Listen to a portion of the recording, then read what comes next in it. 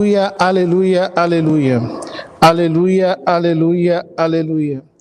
Graças te dou, ó Pai, Senhor do céu e da terra, pois revelaste os mistérios do teu reino aos pequeninos, escondendo-os aos doutores. Aleluia, aleluia, aleluia. O Senhor esteja convosco, Ele está no meio de nós. Proclamação do Evangelho de Jesus Cristo segundo Mateus. Glória a vós, Senhor.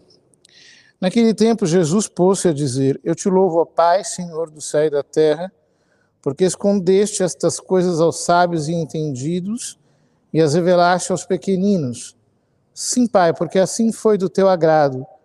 Tudo me foi entregue por meu Pai, e ninguém conhece o Filho senão o Pai, e ninguém conhece o Pai senão o Filho, e aquele a quem o Filho o quiser revelar. Palavra da salvação. Glória a vós, Senhor.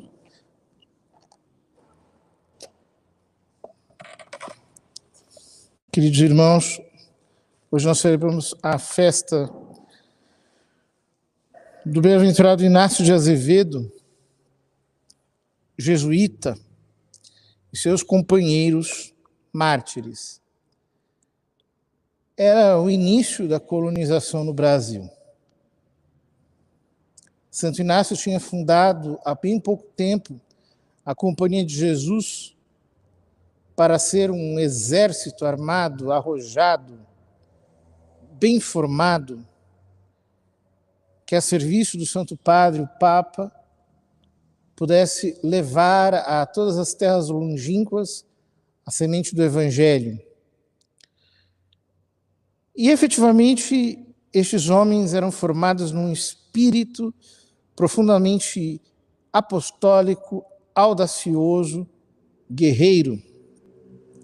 Tinham uma profunda vida espiritual e iam por todos os lados com um desejo de ganhar almas para Nosso Senhor.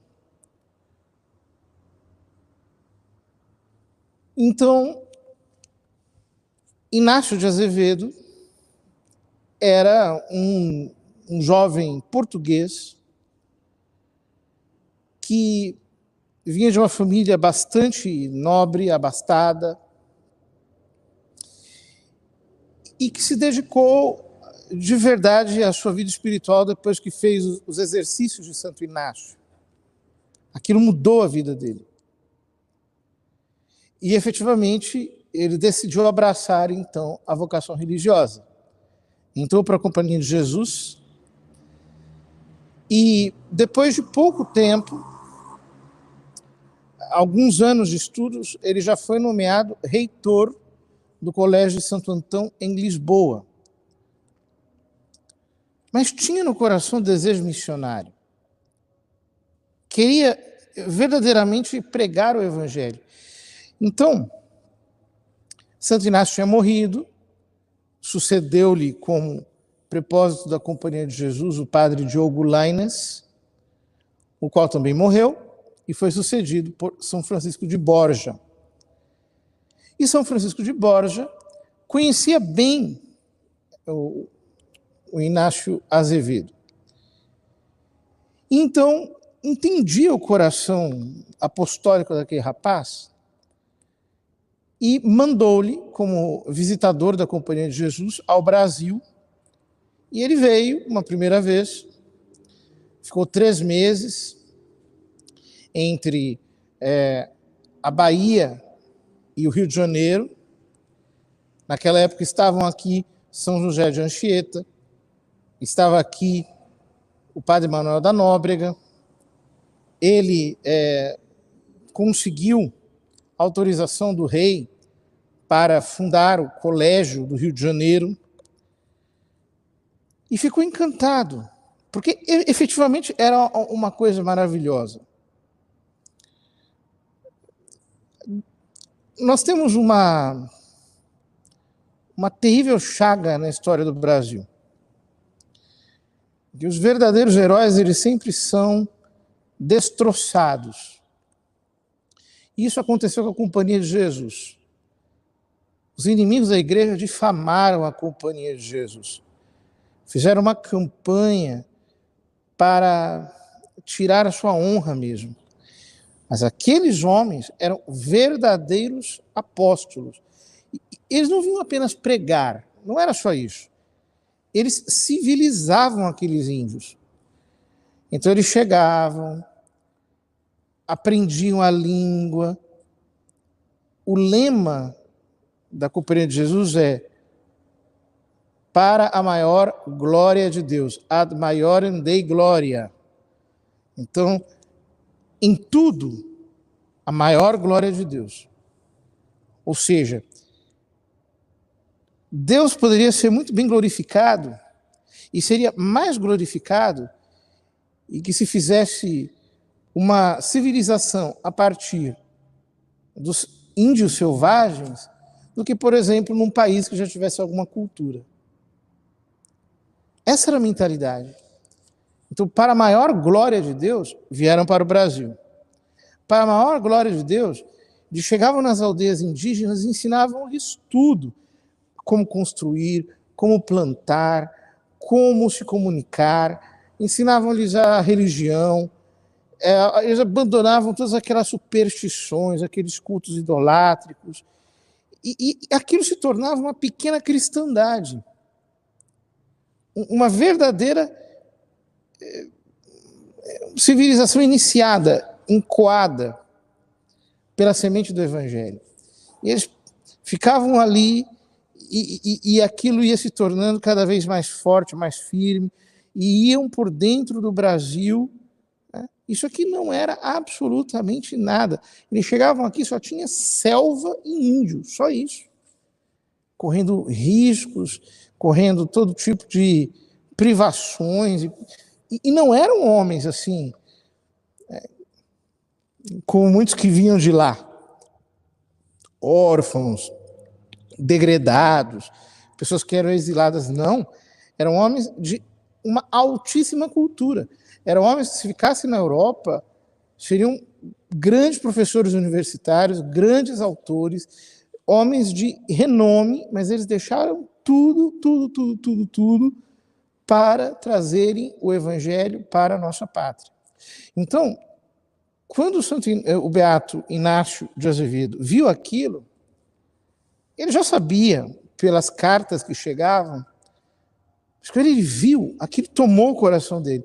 Então ele voltou para a Europa, foi a Roma, conseguiu do Papa autorização para criar missões no Brasil,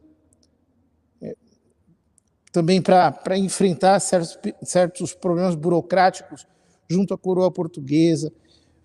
Foi a Portugal, conversou pessoalmente com o rei, e ele começou uma campanha para conseguir missionários. E ele conseguiu 39 missionários, mais ele 40, os quais se dispuseram a deixar tudo para vir ao Brasil. Então eles ficaram aproximadamente 6 meses treinando, espiritualmente e fisicamente também, para poderem desbravar isso tudo. Então foi uma grande preparação, com desejo mesmo de virem para cá pregar. Mas acontece que ele estava vindo, então o navio partiu de Portugal, parou na Ilha da Madeira e depois parou nas Ilhas Canárias, e lá várias embarcações francesas de protestantes calvinistas, chamados huguenotes. A palavra huguenote vem de confederados, num misto da língua alemã com a língua francesa. Então, um grupo de huguenotes saqueou aquelas embarcações, deixou muita gente viva, mas aos jesuítas eles mataram um por um de modo cruel. Mataram todos, os 40. De tal modo que, quando a notícia chegou ao São Francisco de Borja, Quer dizer, o primeiro grupo de jesuítas, o primeiro grupo forte, tinham outros jesuítas aqui, mas o primeiro grupo forte, 40 padres, vinham para cá para pregar, para fazer um trabalho educacional firme, forte. O primeiro grupo foi martirizado. Já naquela época começou-se a difundir o culto desses 40 mártires, porque nos períodos modernos era até então o maior grupo que tinha sido martirizado. O próprio São Francisco de Borja rezava diariamente pedindo a intercessão dos 40 mártires, pelos trabalhos de apostolado que a companhia desenvolvia em todos os países. Ora, portanto, foi com muito sacrifício que a fé católica foi implantada no nosso país.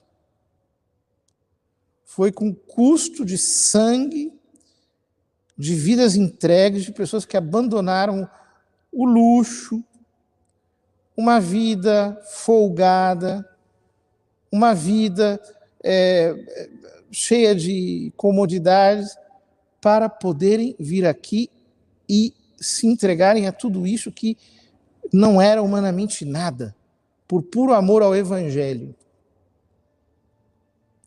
É muito triste que nos nossos dias haja tantas pessoas que abandonam a fé católica. O que mostra que na natureza do Brasil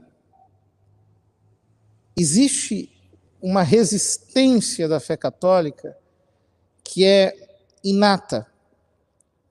Ou seja, a fé católica no Brasil se manteve resistindo a perseguições, resistindo a incursões, resistindo a calúnias, resistindo a todo tipo de conflitos, guerras e oposições que sempre nos fizeram.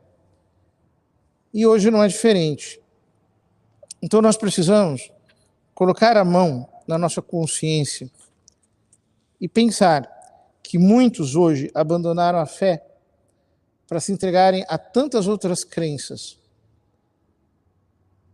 E justamente fizeram isso porque talvez nós falhamos em pregar o Evangelho e ao invés disso ficamos a falar das nossas bobagens humanas que não são capazes de salvar a ninguém.